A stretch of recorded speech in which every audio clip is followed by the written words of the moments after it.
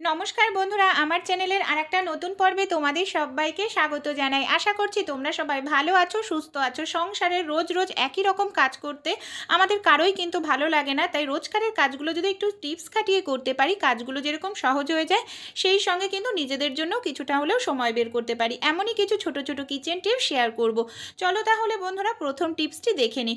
আমরা অনেকেই আছি রুটি তৈরি করার পর আটা যদি বেঁচে যায়, সেই আটাটাকে ফ্রিজের মধ্যে রেখে দিই। কিন্তু বন্ধুরা, ফ্রিজের মধ্যে আটা রাখার কারণে আটার ওপরের দিকটা একেবারে শক্ত হয়ে যায়।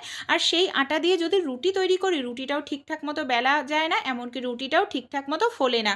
তাই এই আটাটাকে কোনো রকম না মেখে কিভাবে নরম করে নিতে পারবো, চলো দেখে নিই। এখানে দেখো, আমি নিয়ে নিয়েছি একটি হটপট। হটপটের মধ্যে আমি দিয়ে দেব হালকা উষ্ণ গরম জল। গরম জল দেওয়ার পর আমাদের যে আটার পাত্রটা রয়েছে, পাত্রটাকে আমি গরম জলের মধ্যে এখানে 2 থেকে 3 মিনিটের জন্য রেখে দেব। তারপর হটপটের ঢাকনাটা বন্ধ করে নেব। আমি এখানে দেখো বন্ধুরা, 3 মিনিট পর ফিরে এসে হটপটটাকে খুলে নিচ্ছি। 3 মিনিট রাখার কারণেই কিন্তু বন্ধুরা, হটপটের মধ্যে আটাটা যেটা ছিল একেবারে নরম হয়ে গেছে আটাটা। এমনকি আটাটা আমাদের আর মাখার প্রয়োজনই পড়বে না, আমরা ডাইরেক্ট কিন্তু আটাটা থেকে রুটি তৈরি করে নিতে পারবো। তাহলে চলো পরবর্তী টিপসটি দেখে নিই। আমরা অনেক সময় নানা কারণে কিন্তু আমাদের দেয়ালের মধ্যে এই ধরনের ছোট ছোট যে পেরেকগুলো হয়, আমরা লাগিয়ে থাকি। কিন্তু এই ধরনের ছোট ছোট পেরেকগুলো যখন আমরা হাত দিয়ে হাতুড়ি দিয়ে লাগাই, অনেক সময় কিন্তু হাতুড়ির বাড়ি আমাদের হাতে কিংবা আঙুলের নখে লেগে যায়। সেক্ষেত্রে ব্যথাও হয়ে যায়, এমনকি বড়সড় দুর্ঘটনা হয়ে যাওয়ার সম্ভাবনা থাকে। তাই কিভাবে লাগালে আমাদের হাতেও ব্যথা লাগবে না, এমনকি পেরেকটাও বেঁকবে না।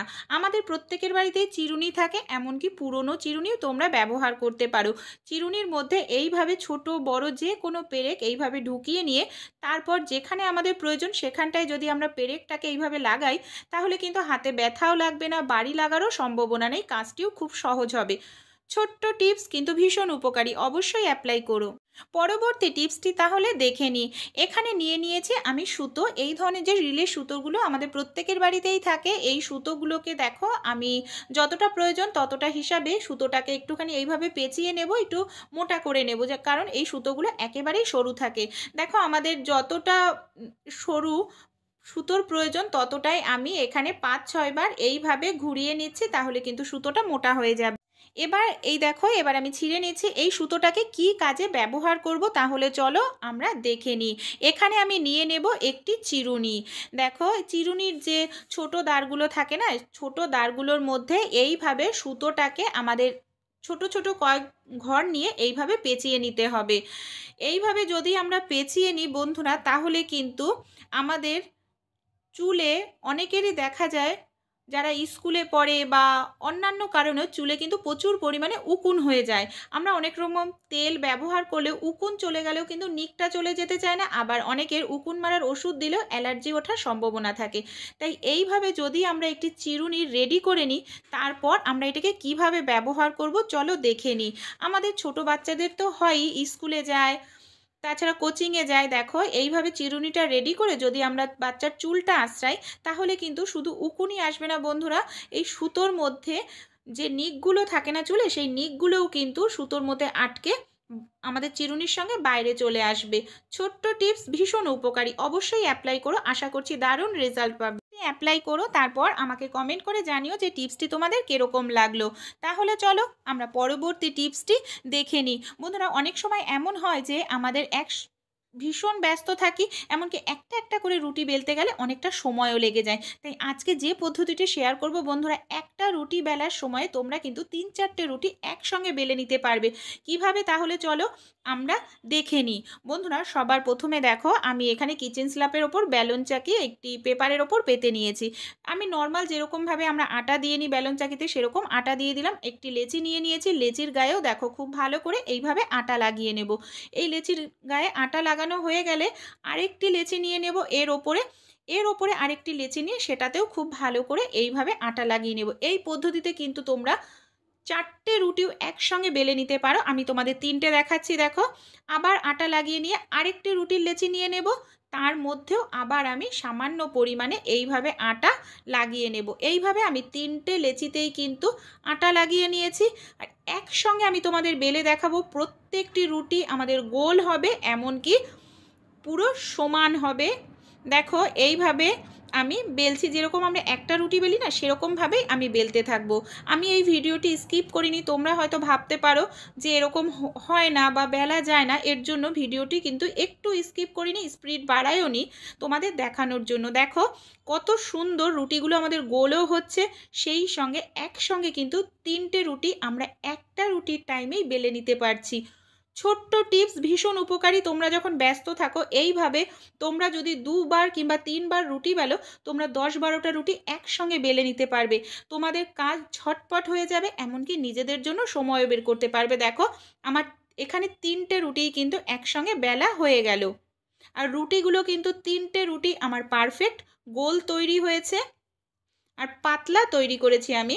তোমরা তোমাদের মতো মোটা পাতলা রুটি তৈরি করে নিতে পারবে। দেখতে পাচ্ছ 3টে রুটি আমাদের কতটা সুন্দর তৈরি হয়েছে। তাহলে এই টিপসটি তোমাদের কীরকম লাগলো বন্ধুরা অবশ্যই কমেন্ট করে জানিও। যদি একটু ভালো লেগে থাকে তোমাদের বন্ধুবান্ধবদের সঙ্গে শেয়ার করো। আশা করছি এই টিপসটিও তোমাদের কাজে লাগবে। বন্ধুরা অনেক সময় দেখা যায় আমরা রুটি যখন তৈরি করি না, একটা একটা করে তাওয়ার উপর রুটি দিয়ে তৈরি করি, এতেও কিন্তু অনেকটা সময় বেশি লাগে। তোমরা চাইলে কিন্তু একসঙ্গে 4-5টা রুটি দিয়েও একসঙ্গে তৈরি করে নিতে পারবে, একই সময়ে তোমাদের 4-5টা রুটি তৈরি হয়ে যাবে। একটা রুটি বন্ধুরা দেখো আমার তাওয়ানো হয়ে যাওয়ার পর তার উপরে আমি আরও একটি রুটি দিয়ে দিয়েছি। আরও একটি রুটি যখন আবার একটুখানি তাওয়ানো হয়ে যাবে বন্ধুরা, এইভাবে ওলট পালট করে নিয়ে এর ওপরে আমি আরও একটি রুটি দিয়ে দেব। এইভাবে কিন্তু আমরা যদি রুটিগুলো তাওয়াই একসঙ্গে কিন্তু আমরা চাইলে 5-6টা রুটিও এইভাবে তাওয়িয়ে নিতে পারি। দেখো রুটিগুলো আমার কত অল্প সময়ের মধ্যেই কতগুলো রুটি তাওয়ানো হয়ে গেল। এমনকি প্রত্যেকটি রুটি আমাদের গোল বলের মতো হয়েও ফুলবে। চলো আমি তোমাদের সেকেও দেখাচ্ছি রুটিটা। টিপস তোমাদের কিরকম লাগলো অবশ্যই কমেন্ট করে জানিও। ভালো লেগে থাকলে অ্যাপ্লাই করো। তাহলে চলো আমরা পরবর্তী টিপসটি দেখে নিই। এখানে দেখো আমি বোতলের একটি ঢাকনা নিয়ে নিয়েছি, আমি এখানে একটি ছুরি নিয়ে নিয়েছি। ছুরি দিয়ে বোতলের ঢাকনাটাকে এইভাবে আমি কেটে নেব। এখানে তোমাদের আমার ছুরিটার ধার আছে বলে আমি ছুরি দিয়ে কাটছি। তোমাদের যদি ছুরিতে অসুবিধা হয় তোমরা যে কোনো লোহার কিছু গরম করে নিয়ে এইভাবে কিন্তু ঢাকনাটাকে কেটে নিতে পারো। দেখো এইভাবে কেটে নিয়ে আমি এটাকে কি কাজে ব্যবহার করব চলো তাহলে দেখে নিই। ঢাকনাটা আমার রেডি হয়ে গেছে।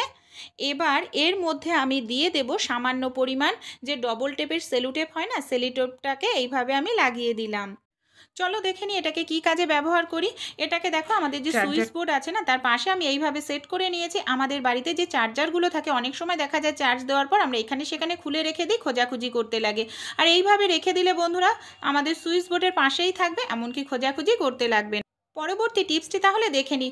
আমাদের বাড়িতে তো এই ধরনের প্লাস্টিকের বালতি আমরা কম বেশি প্রত্যেকেই ব্যবহার করি, কিন্তু দীর্ঘদিন ব্যবহার করতে করতে প্লাস্টিক বালতির গায়ে নানা রকম দাগ ছোপ পড়ে যায়, দেখা যায় ভীষণ বাজে লাগে দেখতে। তাছাড়াও বালতির ভেতরে জল থাকার কারণে শ্যাওলাও পড়ে যায়, আর এগুলো কিন্তু আমাদের পরিষ্কার করতে গেলে অনেকটা সময়ও লাগে। না হয় আমরা হারপিক ব্যবহার করি, কিন্তু বন্ধুরা হারপিক ছাড়াও আমরা কিন্তু আরও একটি জিনিস দিয়ে এটাকে খুব সুন্দর নতুনের মতো পরিষ্কার করে নিতে পারি। এখানে নিয়েছি 1 চামচ বেকিং সোডা, 2 চামচ এখানে আমি হোয়াইট ভিনিগার, খুব ভালো করে এইভাবে দেখো মিশিয়ে নিলাম। এবার বন্ধুরা আমি নিয়ে নেব নর্মাল একটি কসবাইট এই মিশ্রণটার লাগিয়ে আমাদের যে বালতিটা এরকম দাগ ছোপ পড়ে গেছে একেবারে দেখে মনে হয় বহু বছরের পুরনো, সেই বালতিটাকে কয়েক সেকেন্ড যদি এইভাবে আমরা ডলে নিই তাহলে কিন্তু সেই দাগ ছোপগুলো উঠে যাবে, এমনকি শ্যাওলাও উঠে যাবে। আমি বালতিটা তোমাদের এইভাবে পরিষ্কার করে বন্ধুরা দেখাবো, বালতিটা একেবারে নতুনের মতো চকচক করতে থাকবে, কোনো রকম দাগ ছোপ থাকবে না, এমনকি শ্যাওলাও থাকবে না। দেখো আমি কয়েক সেকেন্ড একটু ডলে নিলাম। এবার আমি তোমাদের জল দিয়ে বন্ধুরা ধুয়ে দেখাচ্ছি যে আমাদের এই বালতিটা কতটা সুন্দর পরিষ্কার হলো। তাহলে বন্ধুরা দেখো আমাদের যে বালতিটার একেবারে দাগ ছোপ হয়ে গেছিলো সেটাও একেবারে পরিষ্কার হয়ে গেছে, কোনো রকম হারপিক দেওয়ার প্রয়োজনই পড়েনি। এই ধরনের যে কোনো পুরনো প্লাস্টিকের বালতিও তোমরা যদি পরিষ্কার করো না এরকম নতুনের মতো চকচক করতে থাকবে, এমনকি বালতির যে নতুন কালে গ্লেজ থাকে সেটা ফিরে আসবে। তাহলে চলো আমরা পরবর্তী টিপসটি দেখে নিই। বন্ধুরা তোমরা কি কখনো এই ধরনের চিরুনি তোমাদের যে বেডরুমে বিছানা থাকে তাতে ব্যবহার করে দেখেছো? বন্ধুরা আমাদের কারোই পছন্দ হয় না বিছানার চাদর এরকম এলোমেলো থাকা, এতে ঘরটাও অগোছালো মনে হয়। আর যাদের বাড়িতে ছোট বাচ্চা থাকে তারা তো বারবার বিছানায় ওঠে আর নামে, এর ফলে বিছানার চাদরটা এলোমেলো হয়ে যায়, আর এটা গোছাতেও আমাদের অনেকটা সময় লেগে যায়। কিন্তু একটি চিরুনির সাহায্যে আমরা সেকেন্ডের মধ্যে বিছানার চাদরটাকে খুব সুন্দরভাবে গুছিয়ে ফেলতে পারি, এতে আমাদের সময়ও বেঁচে যাবে। আর এইভাবে যদি বিছানার চাদরটাকে আমরা গুছিয়ে নিই বন্ধুরা তাহলে কিন্তু বিছানার চাদরটা আর কখনো কখনোই এলোমেলো হবে না। দেখো চিরুনিটার সাহায্যে এইভাবে আমাদের যে ডানলফের গদিগুলো থাকে গদির মধ্যে এইভাবে আমি বিছানার চাদরটাকে ঢুকিয়ে দিচ্ছি।